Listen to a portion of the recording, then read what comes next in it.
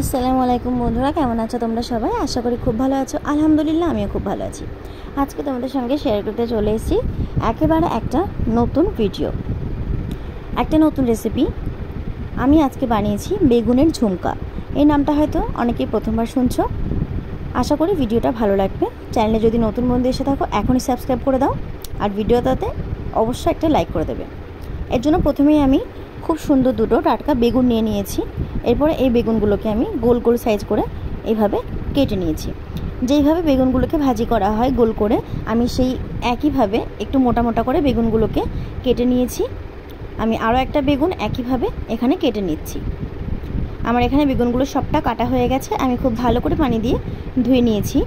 এরপরে আমি আলাদা একটা পাত্রে হাফ চামচ হলুদ, হাফ চামচ লবণ এই বেগুনগুলোর মধ্যে দিয়ে ভালো করে মাখিয়ে কিছুক্ষণের জন্য রেখে দিলাম। এখানে একটা মিক্সিং জারের মধ্যে আমি দিয়েছি কিছুটা ধনেপাতা, হাফ ইঞ্চ আদা, দুটো কাঁচা লঙ্কা। এই সব কিছু দিয়ে আমি খুব ভালো করে পেস্ট করে নেব। আমি এখানে প্যানে একটু তেল বসিয়ে দিয়েছি। আমি এখানে সয়াবিন অয়েল ইউজ করেছি, তোমরা চাইলে রেগুলার তেল ইউজ করতে পারো। এরপরে আমি ম্যারিনেট করা বেগুনগুলোকে এই ছ্যাঁকা তেলে ভেজে নেব। বেগুনগুলোকে কিন্তু উল্টে পাল্টে লাল করে খুব সুন্দর করে ভাজতে হবে। একটু সময় লাগবে বেগুনগুলো ভাজতে, আর এই রান্নাটার জন্য তেল একটু বেশি প্রয়োজন হবে। সবাই জানে যে বেগুন ভাজার আগে যদি লবণ ও হলুদ দিয়ে ম্যারিনেট করে রাখা হয় তাহলে কিন্তু তেলটা খুব কমই লাগে। যেহেতু এখানে ছ্যাঁকা তেলে বেগুনটা ভাজা হচ্ছে, সেজন্য কিন্তু তেলের পরিমাণটা একটু বেশি লাগবে। আমি এই সাইডটা একটু উল্টে দিচ্ছি। ওপর সাইডটা আমার হয়ে গেছে। এভাবেই আমি আস্তে আস্তে বেগুনগুলোকে লাল লাল করে ভেজে নিয়েছি। আমি গ্যাসের ফ্লেমটা মিডিয়াম টু লো রেখেছিলাম। বেগুনগুলো কিন্তু অনেকটাই সেদ্ধ হয়ে গেছে। আমি আরও একটু ভেজে বেগুনগুলোকে তুলে নিচ্ছি। আমি একটা ছাঁকনির সাহায্যে তেলগুলো ঝরিয়ে এটাকে তুলে আলাদা একটা পাত্রে রেখে দিচ্ছি। আমার এখানে বেগুনগুলো ভাজা হয়ে গেছে। আমি বাকি বেগুনগুলোকেও একইভাবে ছ্যাঁকা তেলে ভেজে তুলে রাখছি। আমি বেগুনগুলো তেলের মধ্যে দিয়ে দিয়েছি। যদি তোমাদের এই রেসিপিটা ভালো লাগে, বাড়িতে অবশ্যই একবার ট্রাই করবে বেগুনের ঝুমকা রেসিপি। আশা করছি তোমাদেরও ভালো লাগবে রেসিপিটা। আমি বেগুনগুলো তুলে নিয়েছি। ওই তেলের মধ্যে আমি দিয়ে দিচ্ছি মিক্স করে রাখা ধনেপাতা, আদা ও কাঁচা লঙ্কার মিশ্রণটা। আমি এখানে এই মিশ্রণটা দেওয়ার পরে একটু ভালো করে নাড়িয়ে চাড়িয়ে এটাকে ভেজে নিচ্ছি। অবশ্যই তোমরা লবণটা একবার চেক করে নেবে। এখানে হাফ চামচ লবণ অ্যাড করে দিবে।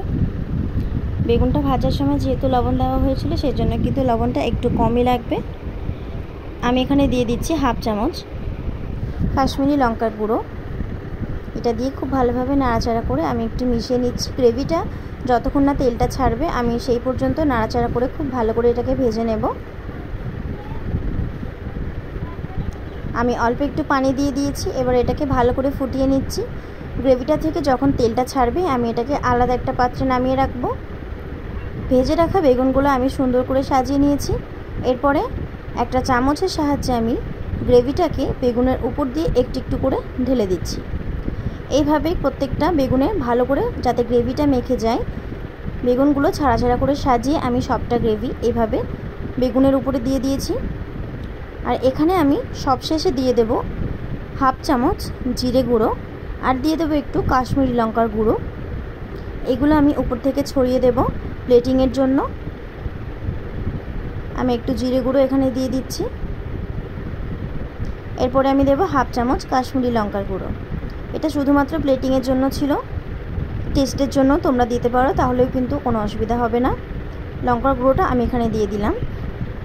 আর একটা জিনিস আমি এখানে বানিয়ে রেখেছিলাম, যেগুলো হচ্ছে পাকা লঙ্কা। পাকা লঙ্কার ভিতর থেকে সাদা অংশ ও বীজগুলো ফেলে দিয়ে আমি ফুল বানিয়ে ফ্রিজে রেখেছিলাম। হয়তো একটু সময় লাগতো সে ফুলটা পুরোপুরি তৈরি হতে, আমি সেটা নিয়ে এসেছি। আমি এটা প্লেটিংয়ের জন্য এখানে সাজিয়ে দিয়েছি লঙ্কার ফুলগুলো দিয়ে। তোমাদেরকে আমি দেখিয়ে দিচ্ছি ফুলগুলো কীরকম হয়েছে। যদি তোমরা এরকমভাবে প্লেটিং করো তাহলে কিন্তু দেখতে খুব সুন্দর লাগবে। আমি এখানে লঙ্কাগুলো নিয়ে চলে এসেছি। এরপর আমি এটা উপর দিয়ে রেখে সার্ভ করে নিলাম। ভিডিওটা ভালো লাগলে অবশ্যই একটা লাইক করে দিও। কালকে চলে আসবো অন্য কোনো ভিডিও নিয়ে। সেই পর্যন্ত সবাই ভালো থেকো, সুস্থ থেকো। খোদা হাফিজ।